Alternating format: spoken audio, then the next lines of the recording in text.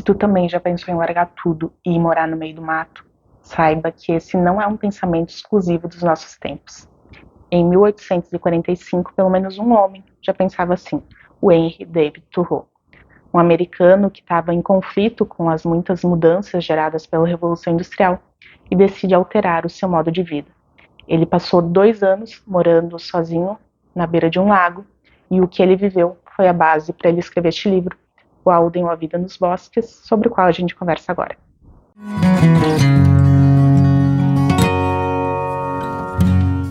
Olá, você está no canal Inventário da Leitura, o meu nome é Gessiele Lordes e no vídeo de hoje eu vou trazer mais uma resenha do desafio de 12 livros para 2025. Esse, O Alden ou a Vida nos Bosques, foi a minha leitura de fevereiro. Embora eu tenha concluído a leitura recentemente, esse foi, de todos os 12 livros que eu separei para esse ano, foi a primeira leitura que eu comecei. Eu comecei a ler ele ainda no dia 30 de dezembro de 2024. Eu suspeitei que essa seria uma leitura lenta, mas eu não imaginei que eu ia me estender durante tanto tempo lendo ele, até porque não é um livro muito longo, né, como vocês podem perceber, mas ele é um livro muito denso. Como eu falei no começo do vídeo, o Henry David Thoreau era um pensador americano e ele realmente, né, ficou 2 anos morando na beira de um lago, lá no Massachusetts, mas este livro ele é inspirado na autobiografia do autor, porque durante muitos anos da sua vida, ele morreu jovem, com 42 anos, e durante mais de 20 anos ele teve diários. Então, muita coisa do que ele viveu estava nesses diários, e são essas anotações, pelo que eu entendi, que ajudaram ele a escrever este livro. Mas, nessa edição, a gente tem um texto de introdução que reforça o quanto este livro ele é fictício. Porém, não existe um limite muito claro entre o que é ficção e entre o que é a realidade sobre aquilo que o autor viveu. Eu estou encarando esse livro mais como uma ficção, porém com muitos pontos de realidade que a gente pode refletir. Então, o narrador eu estou encarando como um ser ficcional, porém, tudo que ele vai abordar aqui são tópicos da realidade, inclusive que se aplicam perfeitamente aos dias de hoje. Lembrando que ele se passa no contexto da Revolução Industrial, em 1845, ele ficou de 1845 a 1847 nesse bosque, mas muitos dilemas, muitas preocupações, muitas questões que ele levanta são pertinentes e cada vez mais nos dias de hoje. Por isso que é uma leitura densa e que eu acho que ela precisa ser feita de uma forma bem tranquila e que realmente tu vá apreciando, porque além de todos os pontos de reflexão, aqui a gente tem um texto, por vezes, muito bonito. Eu gostei muito de fazer essa leitura, foi uma leitura em muitos momentos muito prazerosa. Eu já disse em outros vídeos aqui que um dos aspectos do livro que mais me interessam é a capacidade de me transportar para um lugar. E aqui neste livro a gente tem descrições belíssimas da natureza, muito envolventes, muito poderosas, e eu gostei muito disso. Mas antes de falar mais sobre os aspectos que eu gostei, eu vou falar um pouquinho mais sobre o enredo propriamente. Então aqui o protagonista que a gente vai considerar o Thoreau, né, o autor, mas como eu disse, tem muita ficção aqui, eu não saberia dizer exatamente o que é ficção e o que não é.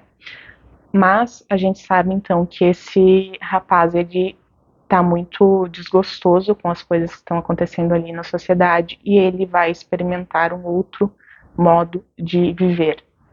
Então ele decide ir para a beira de um lago, construir uma cabana com as próprias mãos e viver um pouco mais afastado da civilização. Um ponto aqui que eu já quero comentar é que quando eu coloquei esse livro na minha lista, eu tinha uma expectativa muito influenciada por aquele filme Na Natureza Selvagem, que inclusive também é uma história real, e o rapaz daquele filme leu Thoreau também, enfim, uma coisa está linkada com a outra. Mas eu tinha essa visão de que aqui nessa história, esse homem que ia ali pro Walden, ele ia ficar muito recluso, que ele ia viver assim, meio nômade dentro da floresta. E aqui não, aqui a gente tem uma escolha muito consciente de se afastar um pouco da civilização, mas em nenhum momento ele vai cortar o vínculo completamente. Ele não fica ali totalmente solitário e ele não fica desamparado por qualquer inconveniente ou qualquer circunstância inesperada. Ao contrário, né, ele faz um planejamento bastante rigoroso de como vai ser esse período. Ele constrói essa cabana, tem aqui um descritivo bem detalhado de como é a construção da cabana, de quanto ele gastou. Ele comenta sobre os empregos que ele tinha antes de decidir fazer isso e tudo o que ele vai fazendo que deu certo e que não deu certo. Então não é assim, vou pegar uma mochilinha, pegar o básico, vou para a natureza e ver o que a natureza me reserva. Não. Aqui ele faz algo muito racional, muito bem pensado em relação às suas necessidades, né, em como ele iria se manter durante esse período naquele lugar. E aqui o protagonista, ele não vai para uma natureza assim, a Deus dará. Ele está indo numa propriedade de um amigo. Ele comprou as tábuas ali para fazer a sua cabana. Quando ele precisa, ele pede ferramentas emprestadas para vizinhos. Inclusive, ele chega a contratar algumas pessoas ali para ajudar em alguns serviços que ele precisava de um pouco de ajuda. Então, não é aquela coisa assim selvagem que a gente pode esperar quando a gente ouve falar por cima dessa história. Pelo menos eu tinha essa visão de que ia ser uma coisa muito mais bruta, muito mais selvagem. E não, ele está simplesmente se afastando um pouco da civilização. E durante esse período em que ele fica na floresta, ele tem uma rotina de ir até a vila, porque ele próprio admite que ele tinha necessidade de se informar sobre o que estava acontecendo no mundo, especialmente sobre os rumores de guerra. Então, não esperem aqui um livro que vá trazer um personagem totalmente alheio ao que acontecia no mundo civilizado, ao contrário. Sempre que ele via como era a vida ali na civilização, ele fazia esses comparativos entre a vida na natureza e a vida como ela estava se desenvolvendo na comunidade que estava ali passando a Revolução Industrial.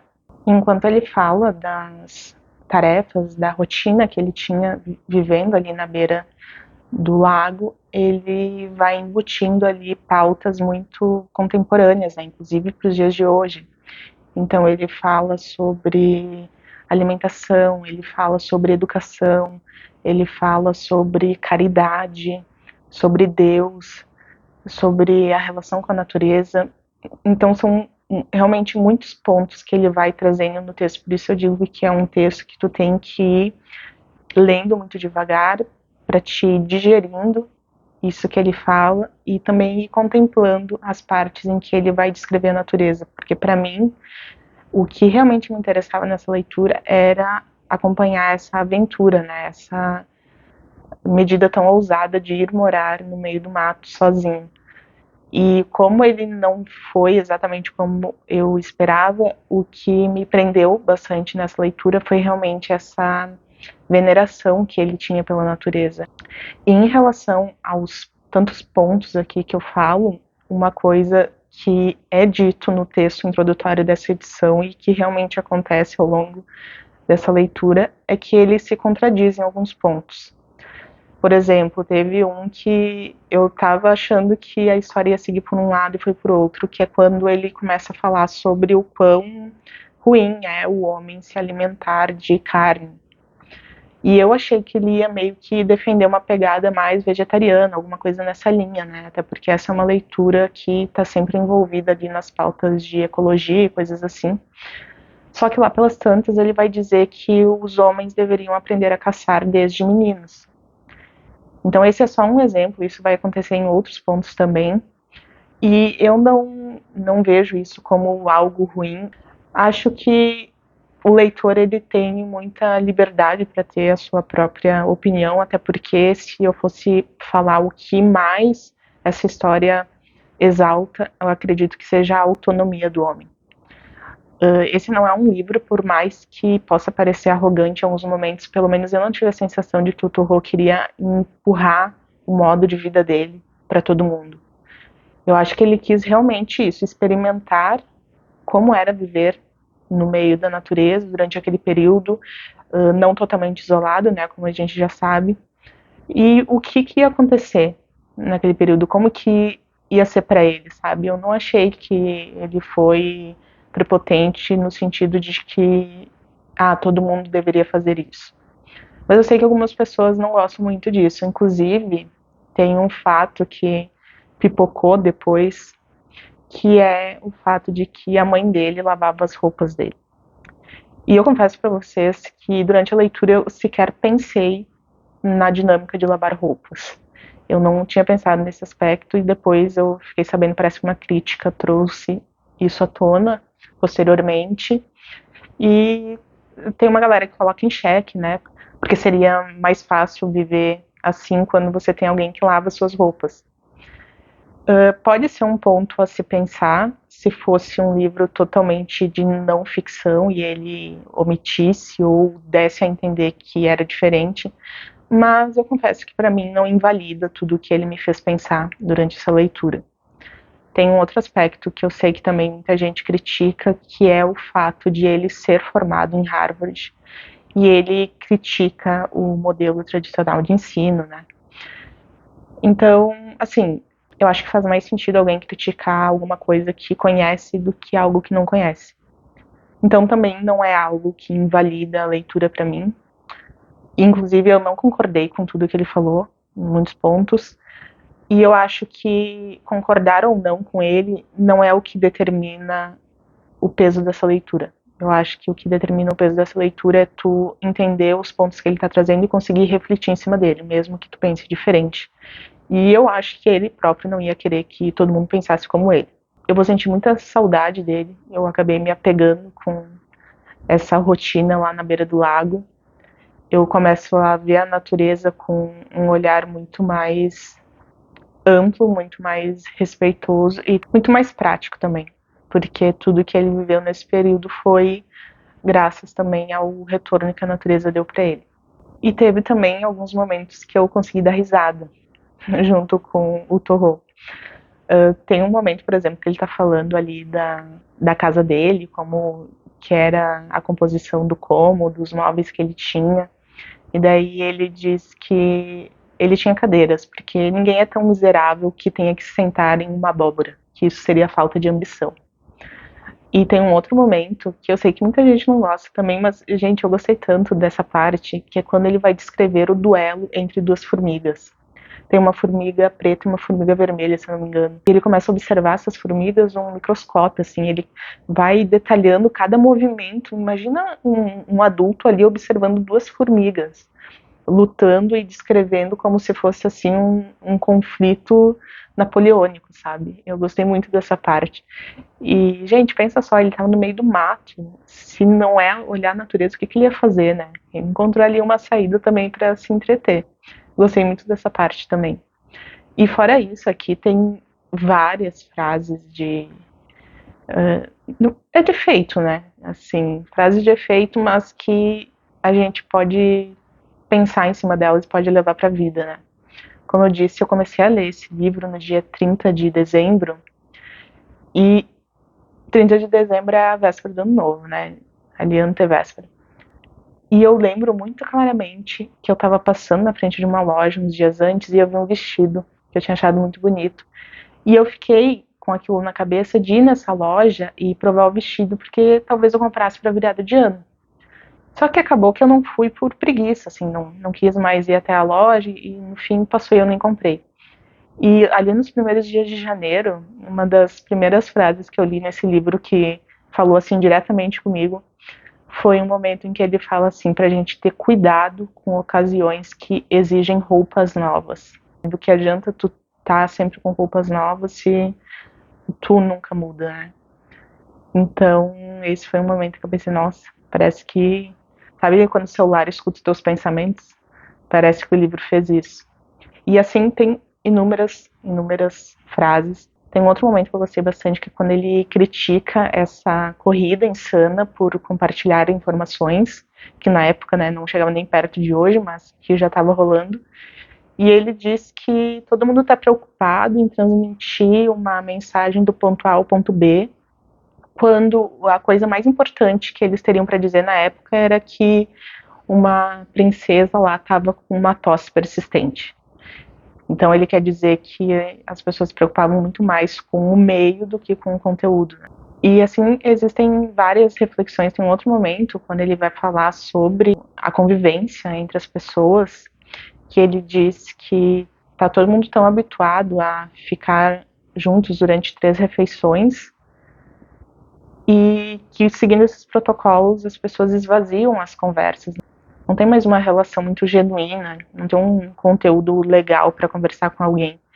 Que talvez o mais interessante seja se ver pouco, mas que nos momentos em que tu vê aquela pessoa, tu tenha realmente o que conversar, tu vai agregar alguma coisa. E ele, assim, ele tinha uma visão, acho, muito prática das coisas. Por exemplo, tem um momento em que ele vai até uma casa e tem uma família, um casal com vários filhos, e esse homem, esse patriarca dessa família trabalhava muito. E ele simplesmente diz assim, mas tu não precisa trabalhar muito para sustentar a tua família, é só vocês fazerem só uma refeição por dia. Simples, muito básico. E era isso que ele fazia, muitas vezes ele comia só uma vez por dia. Então, assim, é uma leitura que traz muitas coisas que podem ser aproveitadas para o dia de hoje, que nos fazem pensar. Por exemplo, olha a frase que eu vou ler agora, é uma frase mais do fim do livro, que da metade para o fim o livro fica bem interessante. Tem um capítulo especialmente que é quando ele vai descrever o lago, que eu gosto bastante, mas aqui a gente já está indo para a conclusão, e ele fala o seguinte: há um fluxo incessante de novidades no mundo. No entanto, toleramos um enfado incrível. Imagina, se ele estava falando isso em relação à Revolução Industrial, imagina o que ele pensaria hoje, que está todo mundo viciado em chat GPT, em energético, que o homem perdeu, inclusive, a sua capacidade de criar, de ser criativo, que está tudo sendo terceirizado para uma máquina. Né, o que sobrou do homem hoje. Por mais que eu ache que as críticas que foram feitas ao Thoreau não invalidem a experiência dessa leitura, não dá para deixar de pensar que fazer isso que ele fez, mesmo que a gente adapte para os dias de hoje, não é algo acessível para todo mundo. E eu não estou falando só de condições financeiras, por exemplo, mas, é claro, principalmente. Mas teve um momento, por exemplo, que ele falou aqui que ele estava ouvindo algumas pegadas de gente se aproximando e ele ia lá ver e era algum caçador ou eram pessoas curiosas com esse estilo de vida dele que queriam especular a vida dele. E eu fiquei imaginando que eu jamais teria a coragem de fazer isso que ele fez, de ir para uma cabana e morar sozinha, porque qualquer mulher sabe o risco que isso seria. E um outro ponto que me faz pensar também sobre isso é algo que está acontecendo hoje em dia. Eu não sei se vocês já viram alguma matéria nesse sentido, algum conteúdo falando sobre isso, mas semana passada eu estava lendo um conteúdo que falava sobre o crescimento de empresas especializadas em apagamento digital.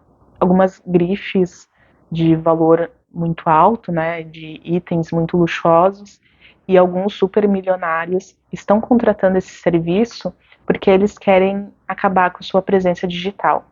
E eu fico pensando que realmente o desejo de sumir da internet, de acabar com as telas, de ter uma vida mais simples, que volte à parte mais essencial, eu acho que todo mundo sente, mas realmente não é algo que está ao alcance de qualquer um. Quem hoje poderia se dar ao luxo de desinstalar o WhatsApp? E não estou falando nem assim de contato com a família, né? Estou falando por questões de trabalho mesmo. Quem pode se dar ao luxo de excluir o Instagram? Talvez algumas profissões sim, mas acredito que a maioria hoje não possa fazer isso. Então isso eu também fiquei pensando enquanto eu fazia essa leitura. Que talvez nos dias de hoje o fugir para o mato e morar sozinho ou minimamente afastado da civilização se aplique no digital, né?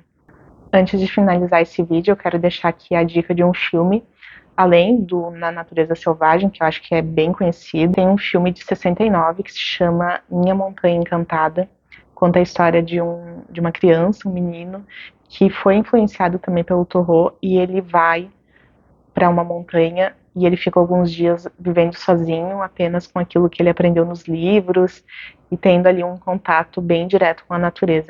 É um filme bem interessante, acho que se tu curte essa pegada, tu vai gostar dessa história também. Então essa foi a minha experiência lendo O Alden, A Vida nos Bosques. É um livro que com certeza eu vou revisitar muitas vezes mais, essa leitura vai ficar comigo durante muito tempo. E eu queria saber de ti, se tu já leu esse livro, se tu pretende ler, o que tu acha dessa nossa necessidade, esse desejo tão contemporâneo de largar tudo e morar no meio do mato. Me conta aqui nos comentários e espero que tu tenha gostado. Já deixa o teu like e se inscreve no canal para acompanhar as próximas resenhas. Um abraço e até mais.